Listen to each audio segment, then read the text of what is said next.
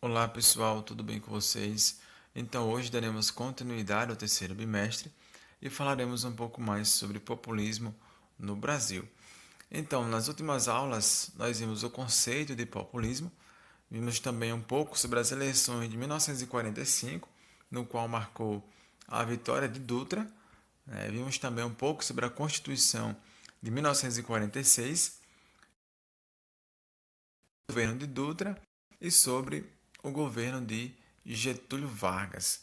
Agora daremos continuidade aos governos populistas desse período e falaremos um pouco sobre o governo de Getúlio, ou melhor, de Juscelino Kubitschek.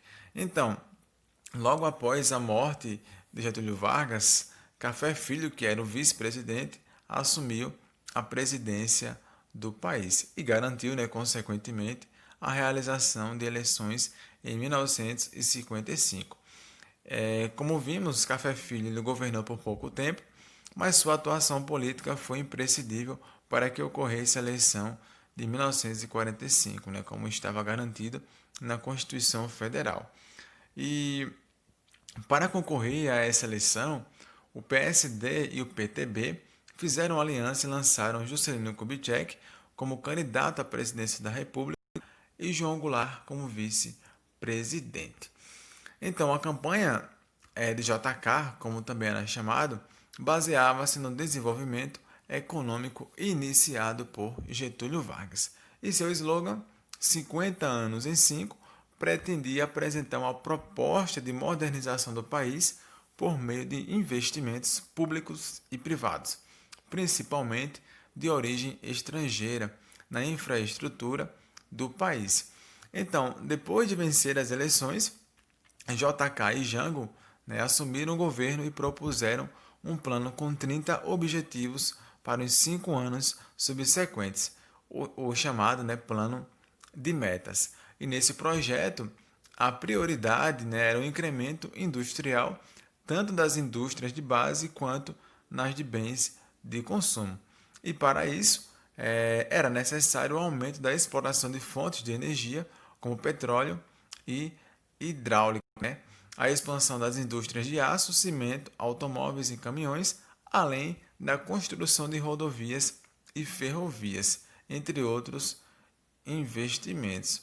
Então, aqui fala um pouquinho sobre os anos dourados, que durante a década de 50, em especial durante o governo de Juscelino Kubitschek, o Brasil viveu um período de intenso desenvolvimento, principalmente em relação à ampliação das condições de consumo baseado no avanço da tecnologia e da expansão da malha energética.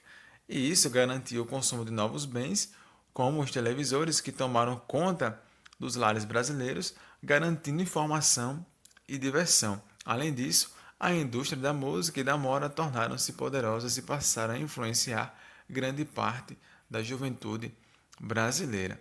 Então, esse período aí de desenvolvimento ficou conhecido como os anos dourados, tá?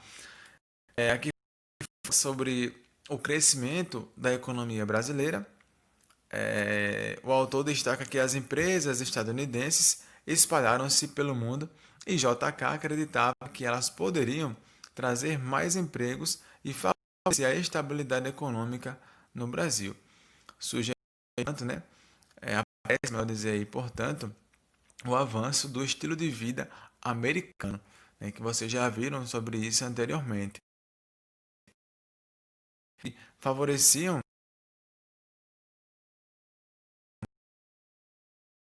dessas empresas com a isenção de impostos e a disponibilização de terrenos para que pudessem se instalar. De fato, entre 56 e 60, a economia brasileira cresceu em ritmo acelerado, em média de 8% ao ano, e a industrialização avançou muito, principalmente no Sudeste. Talvez o principal marco do crescimento acelerado da economia brasileira na década de 50 tenha sido a industrialização. Aí surgem grandes centros industriais como Santo André, São Bernardo e São Caetano. E várias multinacionais automobilísticas se instalaram nessa região, tais como a Volkswagen, a General Motors e a Willis Overland e Ford. Então, aqui fala também que apesar do crescimento acelerado do período, o Brasil continuava a enfrentar graves problemas sociais, como alto analfabetismo, a pobreza, principalmente nas áreas rurais, e a concentração de renda, pois boa parte da renda estava nas mãos de uma minoria, enquanto a maioria da população brasileira sofria com essa desigualdade. Então, a desigualdade social se acentuou, já que a industrialização e a riqueza se concentravam principalmente na região sudeste do país. E na tentativa de amenizar as desigualdades sociais, principalmente nas regiões mais pobres do país naquele momento, JK criou a Sudene. E subordinada diretamente à presidência, seu objetivo era garantir a modernização da agricultura nordestina e estimular projetos de irrigação em áreas castigadas pela seca. Paralelamente à Sudene, ele também criou o Departamento Nacional de Obras contra as Secas, porém, mesmo com a atuação desses dois projetos, não houve alteração significativa no panorama dos campos nordestinos. A gente sabe que o Nordeste ele só veio praticamente se desenvolver de forma acentuada durante os governos de Lula e Dilma, já no século atual, a partir de 2003. Então, houve também durante seu governo a construção de Brasília, que dentro do contexto do plano de metas havia um objetivo especial para o então presidente, que era a construção de uma nova capital, e esse objetivo já havia aparecido em outros discursos políticos, porém, nenhum presidente havia tirado isso do papel. E um dos motivos que reforçavam a necessidade de retirar a capital do país do litoral era a proteção do governo brasileiro pela vulnerabilidade em caso de guerra. Além disso, a construção de uma nova capital na área mais central do país serviria a propósito de integrar todas as regiões do Brasil. E no dia 19 de setembro de 56, JK sancionou a lei, uma lei que criou a Empresa da Economia Mista Novacap, a companhia urbanizadora da nova capital, cujo objetivo era o de construir Brasília em 1000 dias. Então, aqui tem o plano, o projeto, criado em uma borboleta, tá? E popularmente as pessoas acreditam que seja um avião. No entanto, o próprio Lúcio Costa, contestou essa versão. Lúcio Costa foi o arquiteto, que realizou aí esse projeto. Então, a cidade ela foi planejada pelo arquiteto e urbanista Oscar Niemeyer e por Lúcio Costa e construída principalmente por migrantes nordestinos, os chamados candangos. Era mão de obra barata, Então, muitas dificuldades apareceram durante a construção, entre elas a falta de material. Os gastos com a obra foram assustadores e resultaram no aumento da dívida pública. E a dívida brasileira, com bancos e organismos internacionais, como o FMI, chegou a subir mais de 150%. Além disso, os brasileiros enfrentavam o aumento da inflação. E a gente sabe que quando isso acontece, há um ajuste salarial e também o custo de vida passa a aumentar para a população. E apesar do crescimento, às vésperas de novas eleições, a situação econômica do país era difícil. Então, logo após Juscelino Kubitschek, veio Jânio Quadros. Tá? Então, para as eleições de 60, o PSD e o PTB mantiveram suas alianças e para a presidência lançaram a candidatura do Marechal Henrique Teixeira Lott, que foi ministro de guerra durante o governo de Getúlio Vargas.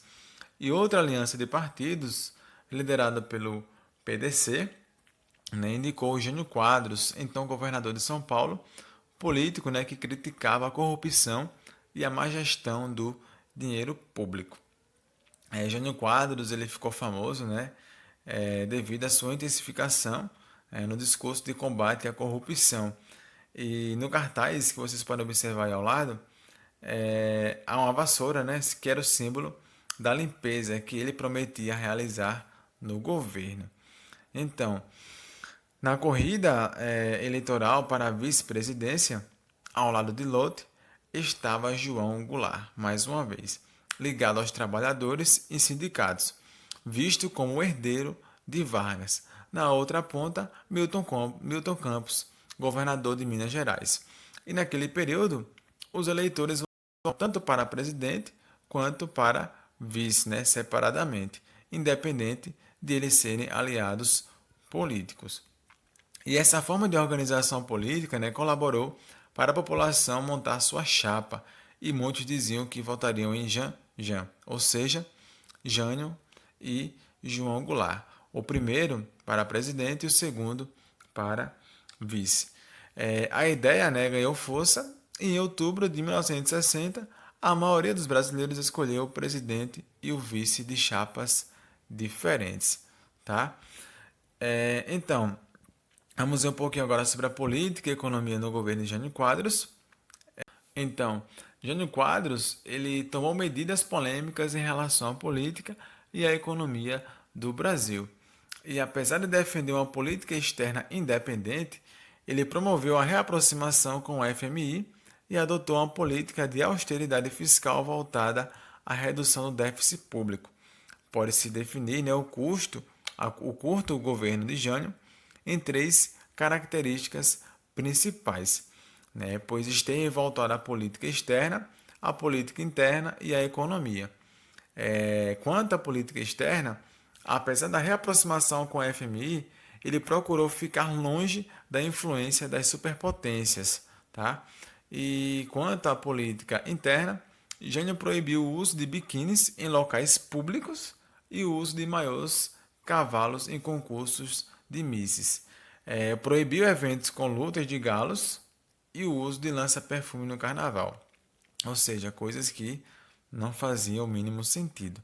Né? Eles deveriam estar preocupados com outras coisas ao invés disso. Então, na economia, o Estado brasileiro ele subsidiava a importação de combustíveis e de trigo, e para contentar os credores internacionais, Jânio reduziu a participação do governo nessas despesas. E dessa maneira, pouco tempo depois de ter assumido o governo, os preços dos pães e dos combustíveis aumentaram em 100%, devido, né, aos altos impostos. Tá bom? Jânio ele era chamado de presidente excêntrico por sua forma não convencional ou tradicional de governar. E uma das suas excentricidades era não consultar sua base de apoio, que era formada principalmente por políticos da UDN. A oposição, formada por parlamentares do PTB e PSD, controlava a maior parte do Congresso. Por isso, Jânio não conseguia aprovar suas propostas. E em 61, pouco mais de 7 meses de governo, ele renunciou, não aguentou a pressão. E muitos historiadores afirmam que, com essa atitude, ele buscava criar um movimento popular que o reconduzisse ao poder e, com isso, conquistar mais poderes para governar sem depender do Congresso. Na prática, sua renúncia nunca foi esclarecida, apesar de ter sido movida por forças ocultas, como declarado pelo repórter Esso, em edição, né, extraordinária naquele dia. E essa frase, né, entrou para a história como sendo dita pelo próprio Jânio, mas ele nunca disse isso. Aqui tem a carta, né, de renúncia de Jânio Quadros e nela está escrito ao Congresso Nacional, nesta data e por este instrumento, deixando como ministro da Justiça as razões de meu ato. Renuncio ao mandato de presidente da República. Então, gente, deixa eu ver aqui o que aconteceu após a renúncia de Jânio Quadros, tá? Então, logo após a sua renúncia, João Goulart, conhecido como Jango, deveria assumir a presidência da República. Porém, apesar de ter uma imagem muito positiva entre a classe operária e os sindicatos, os membros da elite econômica e da política brasileira o viam como certa resistência. Ele era muito populista, né? Estava muito ligado às camadas mais pobres. E isso preocupava muito a elite, né? A classe dominante. E preocupados com o governo nas mãos de Jango, forças militares começaram a tramar para que ele não pudesse assumir o governo. Como ele estava em viagem à República Popular na China, as forças armadas tentaram ocupar seu lugar. No entanto, no Rio Grande do Sul, ocorreu a campanha da legalidade, que, liderada por Leonel Brizola, procurava garantir a posse de Jango. A solução encontrada para assegurar a posse seria diminuir seus poderes pela adoção do parlamentarismo, que é um modelo de poder exercido pelo primeiro-ministro, né, que reduziria consideravelmente a ação do presidente. Ainda de acordo com essa proposta, a população deveria ser consultada em 1965 sobre a permanência ou não desse parlamento. O Congresso Nacional oficializou Ranieri Mazzilli, né, que presidente da Câmara dos Deputados, como presidente provisório, e graças à campanha promovida pelo PTB e pelos sindicatos ligados a Jango, a consulta popular foi antecipada em 2 anos. O presidencialismo venceu e Jango tornou-se presidente do Brasil. Então, na próxima aula, nós veremos um pouco mais sobre isso e iremos finalizar falando sobre o governo de Jango. E eu acredito que já entrando, né, também no período mais conturbado da história do Brasil, que foi o período marcado pela ditadura civil militar. Tá certo, gente? Então, pessoal, é basicamente isso. Bons estudos e até a próxima.